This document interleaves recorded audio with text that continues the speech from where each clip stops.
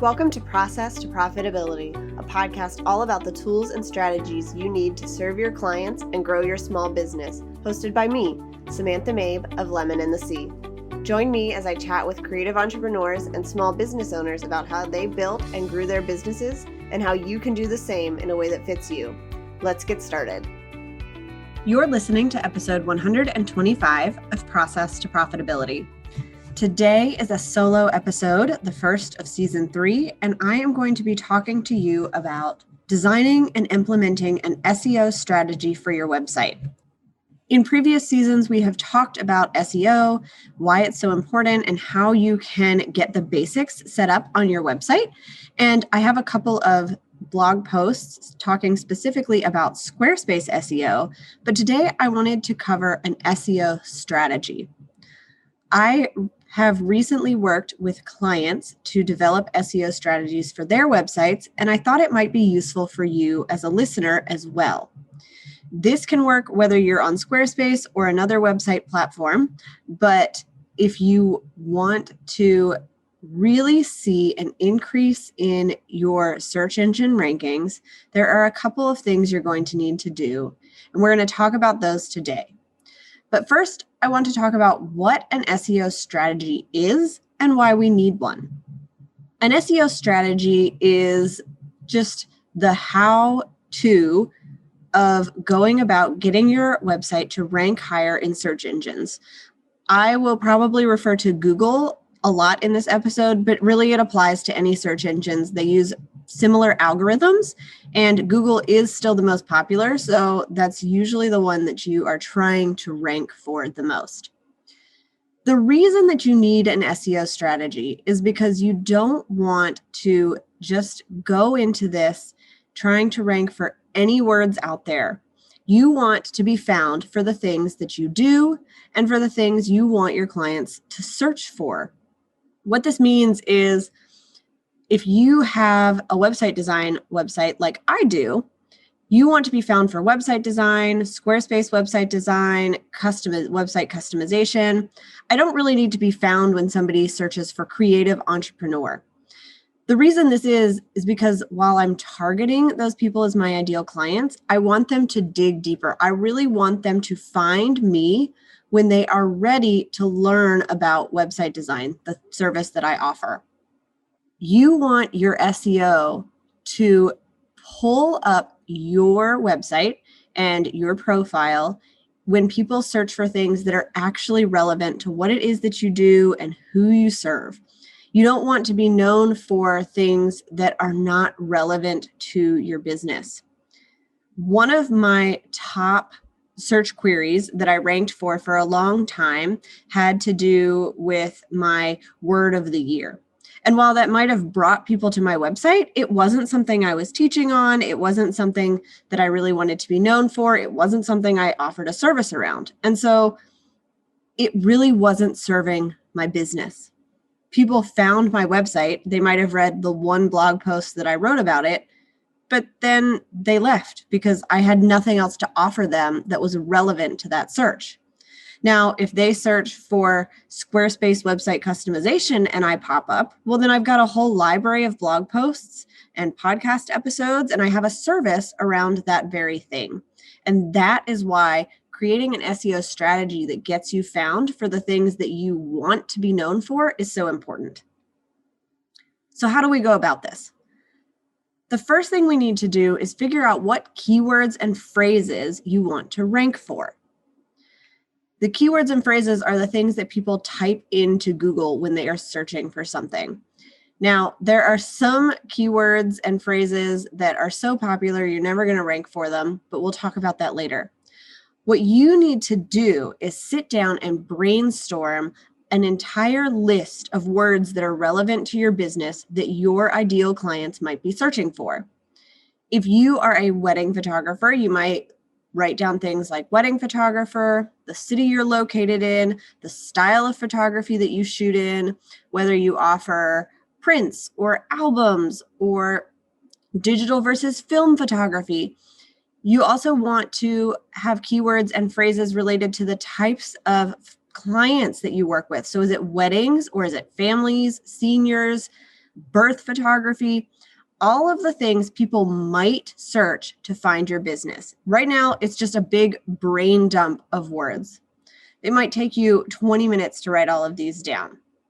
The next thing you want to do is take some of those keywords, especially the ones you think are going to be the best and most relevant for your website, and type them into Google. What you can do is scroll down to the bottom of Google and see related searches. This is really meant to help people find information that they're looking for, but it can also tell you what related searches people are looking for when they're searching for those terms. So you might look up birth photographer and find that people are also looking for newborn photography. And that might not be a word you have on your list, but it is a service that you offer. So you want to expand those keywords and phrases based on what people are actually searching for. And that's what you can find out when you do these Google searches. You can also take a look in Facebook groups where your ideal client might be searching for you and see how they're asking for people. So if they are looking for a newborn photographer, see what words they're actually using to bring that up. Are they saying, I want a newborn photographer, or are they looking for, I need somebody to photograph my baby in the first 48 hours after they're born? Those might give you some more ideas for keywords because you're actually going to the source of people who might hire you for your services. You want to start with a big bank of keywords and then kind of narrow down.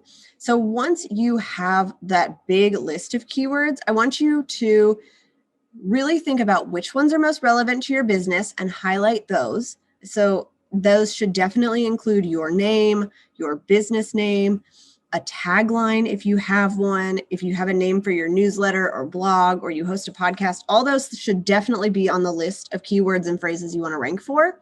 And then you want to pull up some other ones as well that talk about the services you offer, the types of people that you work with, the things you're talking about on your website a lot. To narrow down even further and make sure that you're really finding that sweet spot between everybody is searching for this and will never find me, and nobody is searching for this and will never find me. You want to find keywords and phrases that are going to allow you to get results. What I mean by this is, if you want to rank for wedding photographer in your business, it's almost impossible to do that. If you just type in wedding photographer into Google, you will get hundreds of thousands of results. And your little business is probably never going to be at the top of that list, no matter what you do on your website. If you narrow that down to light and airy wedding photographer in San Francisco, California, you might have very few results. And while you might be able to rank in one of the top spots, maybe nobody is searching for that. So you want to find the sweet spot in the middle. So wedding photographer in San Francisco might be a good spot to kind of find the middle ground between those two things. I really like using the tool KW Finder. It's a paid tool, but you can do a certain amount of research for free. And what it does is you type in the keyword that you're looking for, and it will actually give you an idea of how easy it is to rank for that keyword. It'll tell you if it's green, yellow, or red, whether or not you could rank for that keyword on the top page of Google. And then it'll tell you a search volume. So what I recommend is finding a search volume somewhere between 1,000 and 50,000 searches. If only 10 people are searching for something, that's really not going to be very beneficial for your business. But you want to find things that you are able to rank for and that have a decent search volume. There are some other tools that you can use. Keywords Anywhere and Ubersuggest are both Chrome plugins that are free that will actually come up when you do a Google search, and they will tell you how many searches there are for these terms. And when you see the results of a website, you'll see kind of what they're ranking for. It can give you a lot of information about which keywords it is that you want to choose. The key here is to be strategic. You don't want to just pick keywords that you think fit your business. You want to pick your main keywords based on things that are relevant to your business, that you can rank for, and that people are searching for. And this might take a little bit of time to play around with, but when you keep those three things in mind as you are creating this list of keywords, it's going to get you off to a much better start. Part of what it takes to run a successful online business is having the right tools for the job. I'm sharing a list of all of the tools I use in my business in my toolbox. And you can find that at lemonandthesea.com/my-toolbox to download it now. These include tools that I use for podcasting, designing, running my business, and other things, so you can get a real inside look at everything that I use every day in order to serve my clients well and grow my business. Again, you can find that at lemonandthesea.com/my-toolbox. Okay, so now you have a list of keywords. Where do you start implementing your SEO strategy? If you don't have a website right now, you can start implementing it from the very beginning. And this is going to be the easiest way to do things, but most of us already have a website if we have a business. So the first thing you want to do is review and edit the main pages of your website, your home, about, services, contact, portfolio, those main pages that show up in your menu on your website. What you want to do is go through those pages. Start with the number one headline. So if you are doing this yourself, it would be an H1, but it's usually the headline on the top of your page, and it tells people what it is that you do. The reason, if you talk to copywriters, that it's so important to tell people what you do right away is so they know they've landed in the right place.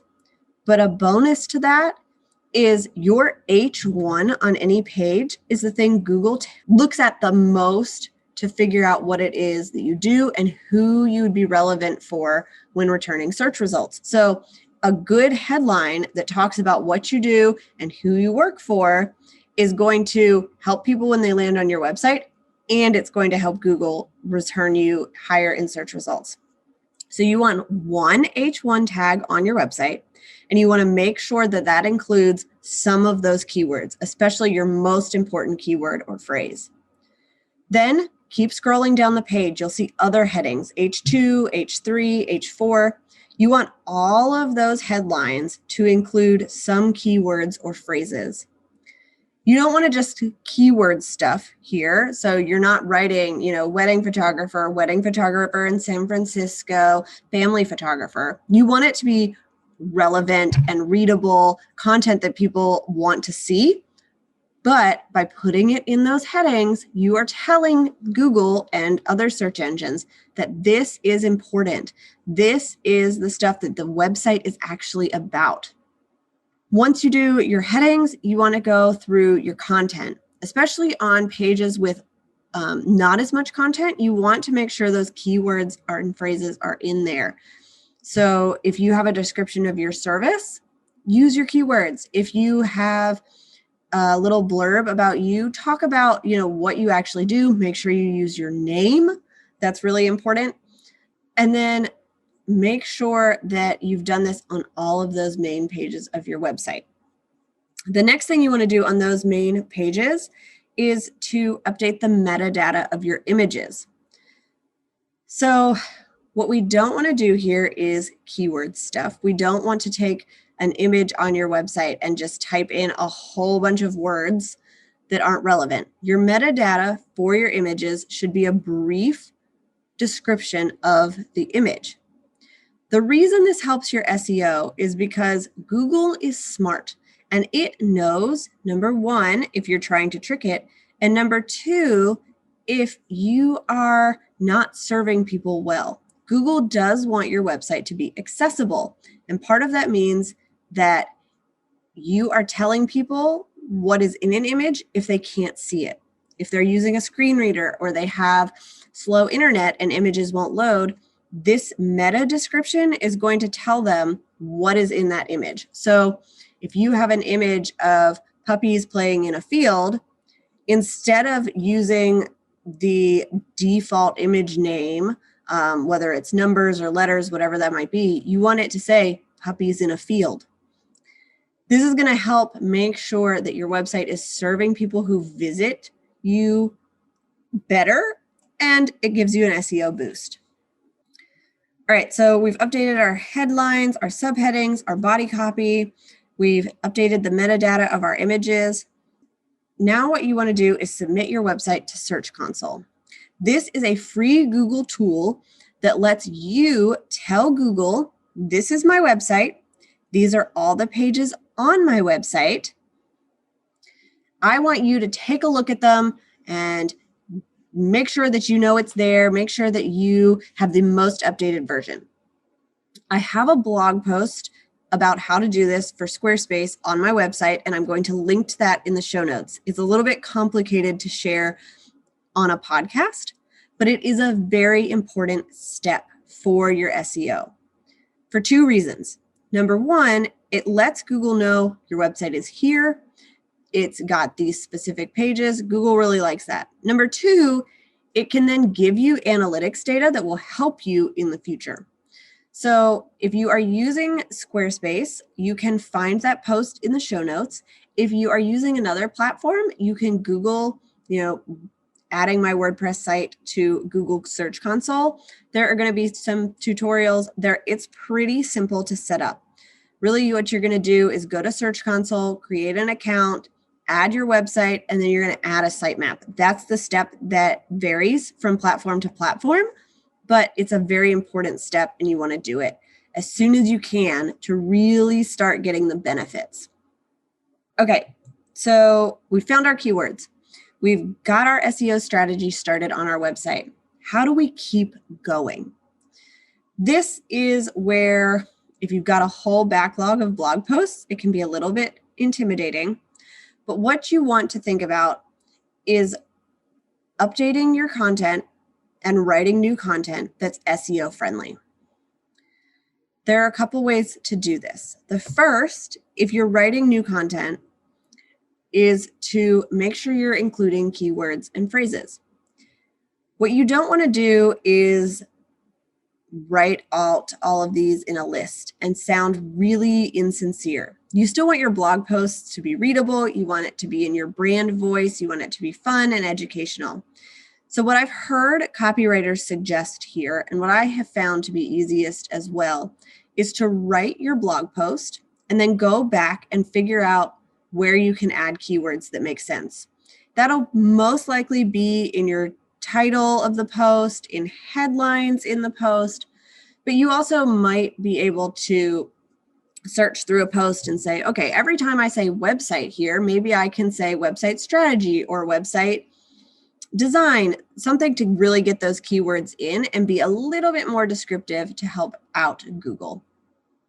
Another thing you can do here is brainstorm content that is actually relevant to your audience and helps your SEO from the very beginning. So when you looked back at those keywords and phrases and the things people were searching for, I'm sure you came up with questions that people were looking for. These are the types of things that it's helpful to answer in blog posts. I have a lot of people ask, how do I write copy for my website? So I can write a post or a series about that. It helps to educate my potential clients, my current clients, and it also helps Google to say, oh, they know that they're talking about this, so I can send people to this website, and then they're going to learn not only about website design, but writing content. So think about how you can use those keywords and phrases to create posts that actually help your audience and give you an SEO boost. If you have older blog posts, you can start with those that are most popular and go back and make sure you've got your keywords and phrases in there and just take it a little bit at a time going back. I recently redid my website design and I want to update all of the images in my posts and make sure everything is up to date. But I've got hundreds of them. It's not all going to get done at once. So basically, what I do is set aside about an hour a week and I just go through as many posts as I can. I keep track of them. It'll get done eventually. But for now, start with the most popular posts, the ones that are the most relevant to what you do in your audience, update those, and then go back and do the others. The other thing to think about when you're implementing your SEO strategy is all of those SEO fields. This is a little bit different on every website platform, but what you can do is make sure you've got a website description that's SEO friendly.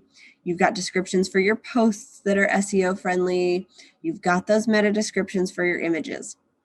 In Squarespace, I've got posts that tell you exactly how to do that I will link to, but they have something called an SEO website description. That is the description that will come up for your homepage. So you want to make sure that that's really talking about what it is that you do, who you serve, and it's got all those keywords in it.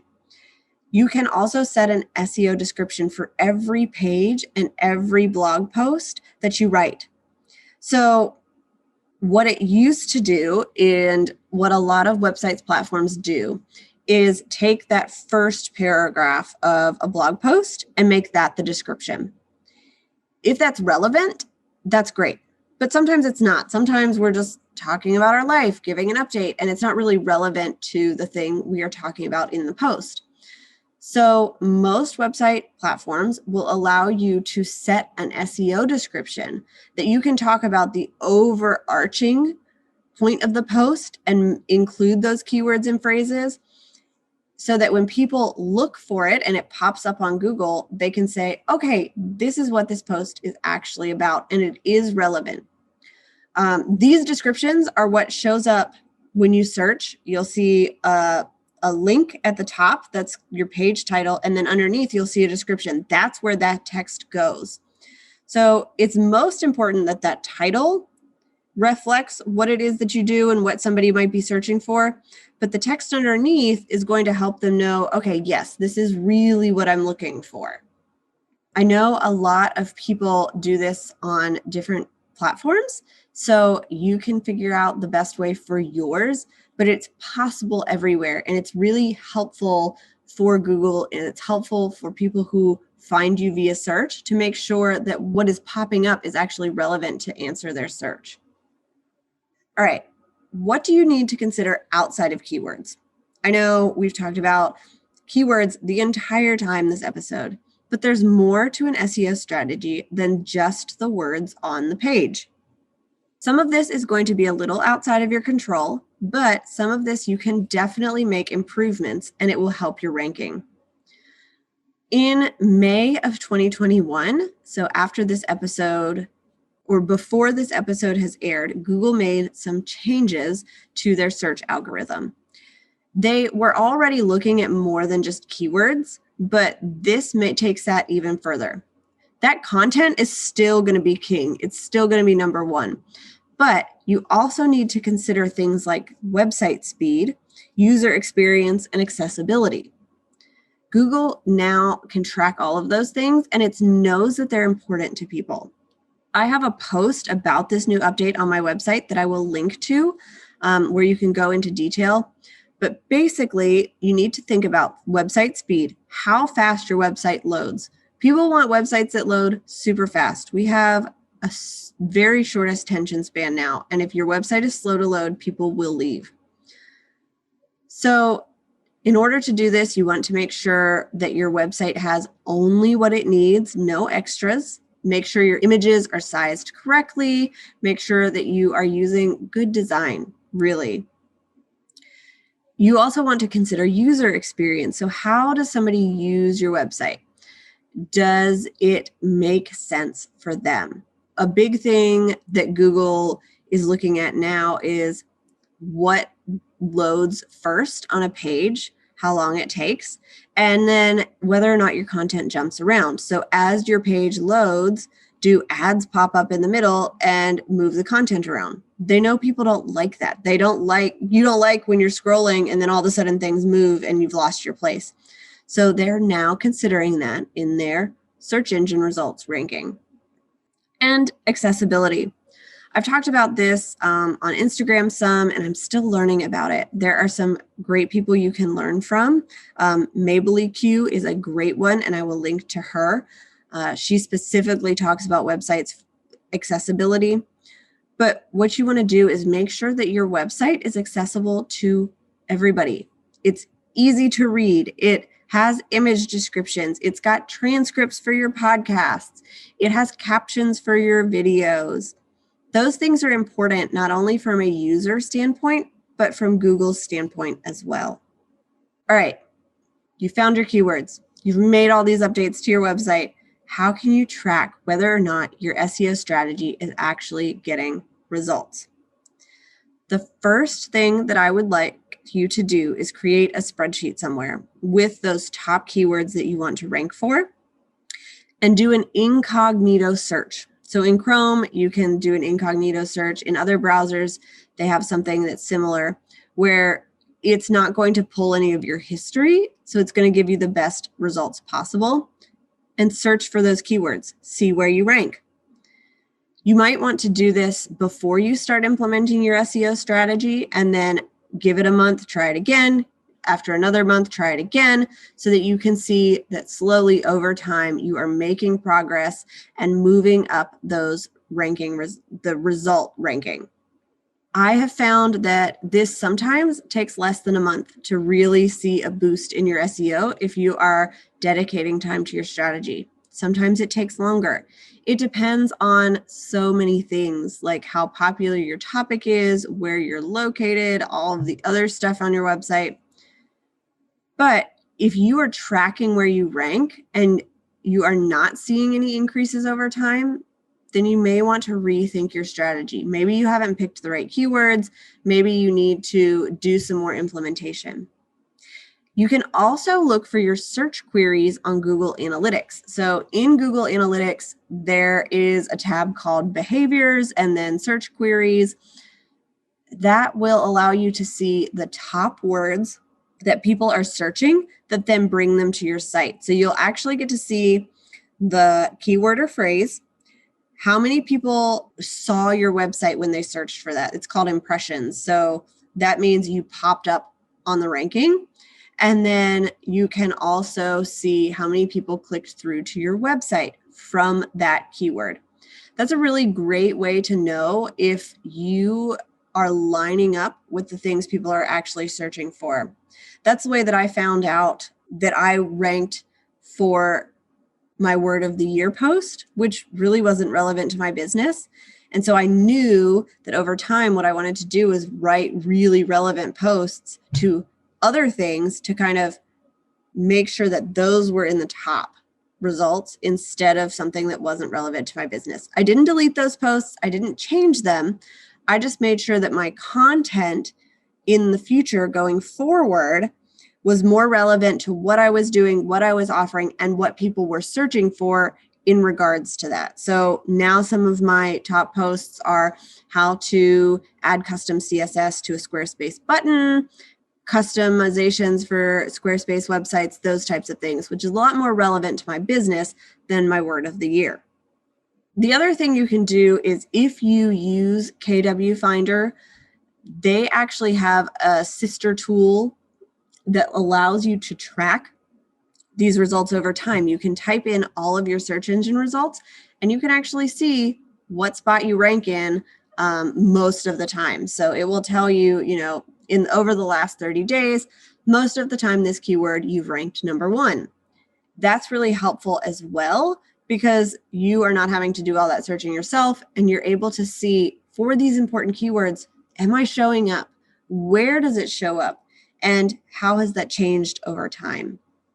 Like I said, I'm going to link to those tools and I'm going to link to those posts in the show notes to help you dig deeper into this. But I really wanted to give you an overview today of creating an SEO strategy and then implementing it. Please remember that with any strategy, it takes time. I like to give it at least 30 days before you start that first kind of tracking to see how things have improved. And then give it 90 days before you switch strategies. The reason for this is that while Google is pulling information from your site every day, it takes time for it to say, okay, yes, this is relevant. Yes, this is what people are searching for. and it's been around for a long time, they're trustworthy. So you need to give it time like you do with any strategy. And then if you're not seeing the results that you were hoping to see, or at least progress in that direction, then you can look at changing your SEO strategy. Maybe choosing different keywords, going back and revisiting all the places you've added them to make sure that they're relevant. Maybe you can check your website speed, and if it's still really slow, you can remove some stuff from your site that is no longer of need. Either way, it's important when you have some kind of a strategy in your business to make sure that it's actually working for you long term. You can't just implement it now and assume it's going to work without checking in. All right, that's it for today. I hope that you enjoyed this episode and learned something from it. I know this is a lot of technical information and it can be hard to implement. So if you have any questions, feel free to shoot me an email. I've got some posts that can help you. I'm happy to answer your questions. I know that showing up in search engine results is a big part of what you need your website to do in your business. Not only do we want it to bring people into buying from us, but we need it to bring people to us in the first place. And that is what SEO strategy and implementation is all about. Thanks for listening to Process to Profitability. Please take a minute to leave an honest review in iTunes so that I can help more small business owners and creative entrepreneurs find the show.